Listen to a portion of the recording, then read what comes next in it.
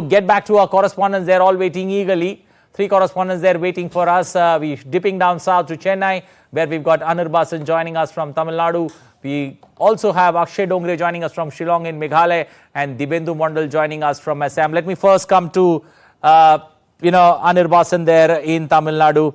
Anirbasan, the numbers that we see, especially from Tamil Nadu, many said that there are 40 seats along with Puducherry, and this could be a close triangular fight that you would see. How do you, decode the numbers for us? As you see, the overall the country's average around 60%, but in Tamil Nadu it's around 7 p.m. the turnout. Yeah, go on, 72%. In that,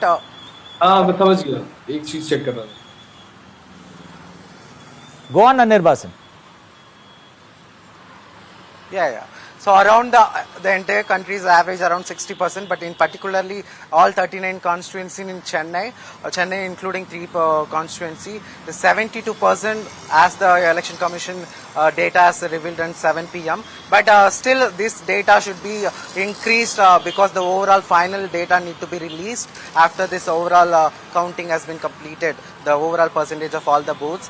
As the experts are said in the discussion, the Tamil Nadu somehow getting a overall tough fight between ADMK, DMK and BJP. So the overall the percentage has been increased in some particular constituencies. As example, Dharmapuri, it's the highest percentage, around 78%. Okay. And also Kallakurichi, where the DMK, ADMK have a tough fight. So we can see that the particular constituencies where the fight between all the 3 alliances, and also in urban seats, particularly Chennai South, Chennai Central, and Chennai North, we can see the voter turnout has been very much increased comparing the 2019 election and also 14. Okay. So across all the 39 constituencies, the voter turnout, it should be a normal around 75% we can expect in once the final list has come released.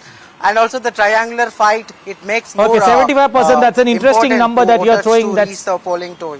75%, that's an interesting number that you're throwing. That's a jump of 3% over 2019 numbers. Let's shift to Dibendu Mondal joining from Assam. Dibendu, 5 seats there in Assam. How do you see, especially the 2 seats, the Jorhat, Dibrugarh, the battle of the 2 Gogois there, and also in Dibrugarh you had a union minister, Sarbanand Sonowal, in the race. How do you, put that into perspective, the 5 seats from Assam and the 2 seats, Jorhat and Dibrugarh in particular? Well, Anil, the 5 seats here had an interesting contest in Assam.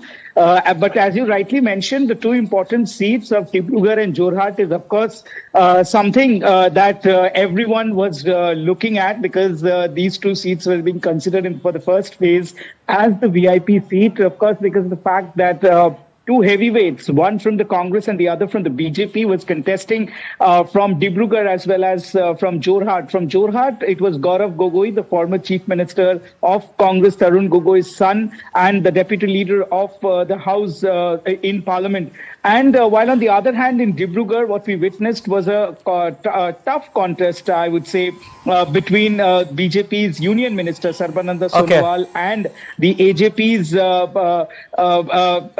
candidate, Larunjyoti Gogoi. So, of course, this 2 seats is something that has witnessed a tough contest. But having said this, also the fact that the voter turnout in Assam has been over 70% is something that is also being looked at by all the political parties. Well, Dibendu, when one looks at the states with the higher voter turnout, Tripura, Meghalaya, West Bengal, Assam would almost be in the 4th position. Let me quickly get Akshay to win. Akshay, looking at the 2 seats in Meghalaya, how do you see the voting pattern?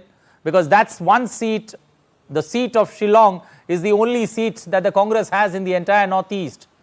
How do you see the political battle play out? Well, it seems that the Indian National Congress that has 1 seat now, as you have rightly mentioned, the seat in Shillong, there is a tough competition, not just coming in from the national rival NPP, that is National People's Party, but also a regional party, that is Voice of People's Party, that is now emerging as a front runner, in fact, in many aspects as far as the people of Shillong are concerned, breaking up some regional issues. So that remains there. However, when we look at the voting percentage, today it remains somewhere around 74. It has to be revised now, so we can expect a revision in the numbers, and the number can go up further. So in a way, Meghalaya has become an example for the rest of the country, Anil, because despite just 2 seats, the number of voters had actually turned up, and especially in the Tura constituency, the voting percentage has remained above 77%, which means that's good. That's good numbers that you're throwing, Akshay, there for us, especially from the northeast. Paucity of time. Appreciate all three, Dibendu, Akshay, as well as Anirbasan, joining us this evening on the Great Indian Election.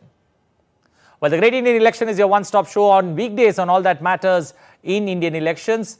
2024, in 2024, what could be the state that could be a part of our deep dive on Monday night? The southern state of Kerala goes to polls on a single day. 20 Lok Sabha seats up for grabs. Will the left be able to regain this bastion? Can BJP make inroads into God's own country? Watch Why Kerala Matters in the Great Indian Election on Monday at 8:30 p.m. IST and 1500 hours GMT, only on DD India.